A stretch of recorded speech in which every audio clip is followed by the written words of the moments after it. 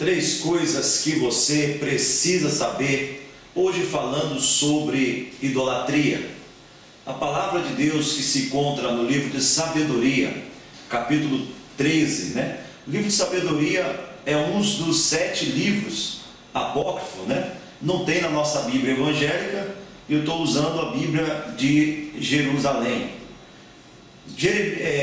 Sabedorias, capítulo 13, verso 10, diz assim: são os desgraçados, pois sua esperança em seres mortos, esses que chamam deuses a obras das mãos humanas, ouro, prata, lavrado com arte, figura de animais, ou de pedra inútil, obra de mão antiga.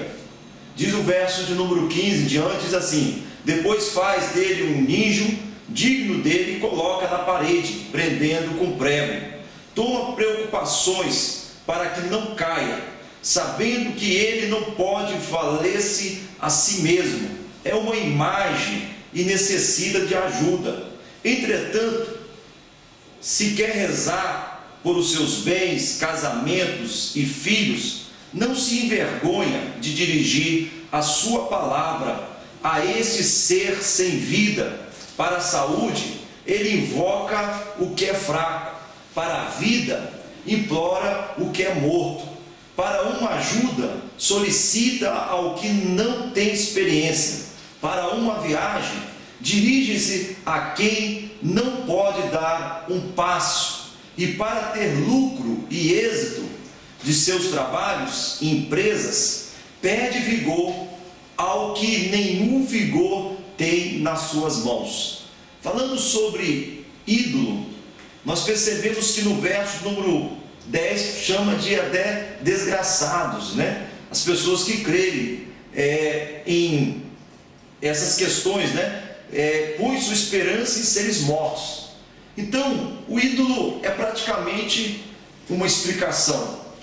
Tem olhos, mas não vê. Tem nariz, mas não pode cheirar. Tem ouvido, mas não pode ouvir. Tem boca, mas não fala. Tem mão, mas não pode segurar nenhum objeto. E a Bíblia ainda fala que pede ajuda numa viagem àquele que não pode dar nenhum passo.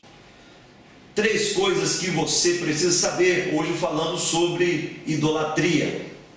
Falando sobre a questão da idolatria, o primeiro ponto, depois de uma palavra tão forte que nós lemos, nós precisamos saber: a idolatria é tudo aquilo que colocamos no lugar de Deus. Tudo aquilo que você coloca no lugar de Deus. Então, o ídolo não é só uma imagem. O ídolo também é tudo aquilo que você coloca no lugar de Deus. Hoje, além das imagens, nós temos vários tipos de idolatrias. Nós temos a idolatria, às vezes, a um cantor, a um artista. E hoje está crescendo demasiadamente. Idolatria a um pastor, a uma pastora. Idolatria a um cantor de uma banda gospel. Que a pessoa vai no culto ou vai num evento, não por causa de Jesus, mas por causa daquela pessoa, daquele cantor. Isso tudo é idolatria. Não tem diferença quando você adora um ser humano, um cantor, um pastor, um pregador, de uma idolatria de imagem. É a mesma coisa, é a mesma idolatria.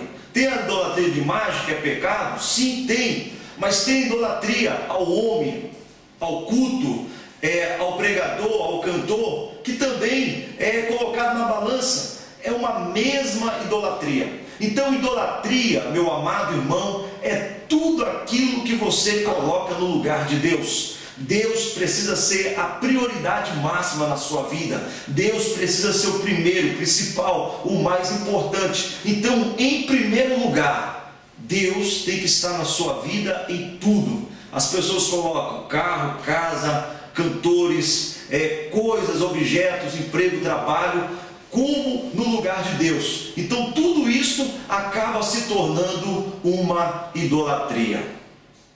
A segunda coisa que nós queremos compartilhar é que idolatria é quando o ser humano está no controle, tem o controle. Vamos fazer uma suposição novamente. Ídolo é quando o ser humano está no controle. Eu coloco nesse lado, eu coloco aqui, eu coloco de cabeça para baixo, eu coloco deitado, eu prego numa parede, eu prego nisso e naquilo. Então, quando o ser humano está no controle, isso também é idolatria. Você quer ter a sua religião, você quer desenvolver a sua espiritualidade, mas quando você está no controle, quando você tem tudo no controle, é muito bom. Por isso, às vezes, Deus tira a coisa completamente do seu controle, para você realmente entender que Ele é que tem o controle de todas as coisas. Ele é Deus, Ele é sobre todas as coisas, Ele é sobre nós, sobre nós todos. Tudo que acontece, Deus precisa estar no controle. E nós ficamos meio assim na caminhada, confusos, quando nós estamos fazendo as coisas, mas percebemos que a coisa saiu do nosso controle. O que fazer? É se humilhar, é orar, é adorar, é acreditar, assim como Jó acreditou, quando aquela mulher, sua esposa, falou assim: ó, amaldiçoa esse Deus, e morre. Jó fala: nu saí do ventre da minha mãe, nu voltarei para lá. Deus me deu, Deus tomou, bendito seja o nome do Senhor. Jó estava falando: Deus está no controle da minha vida, nas coisas boas, nas coisas más, Ele tem o controle sobre a minha vida, e eu sirvo a Ele, não por aquilo que Ele me dá, mas por aquilo que Ele é, Deus sobre a minha vida. Terceira e última coisa: a idolatria é vencida quando o Deus vivo entra nas nossas vidas. Nós vemos que a palavra de Deus em Jeremias capítulo 10, verso número 5, a palavra nos diz assim: os ídolos são como espantalhos no pepinal, e que não podem falar, necessitam de quem os leve, porquanto não pode andar. Não tenhais receio deles, pois não pode fazer o mal, e não está neles o fazer o bem. Ninguém há semelhante a ti, Senhor. Tu és grande, o grande poder é o teu nome. Então, meu amado irmão, a idolatria, ela é vencida quando o Espírito Santo entra dentro de você.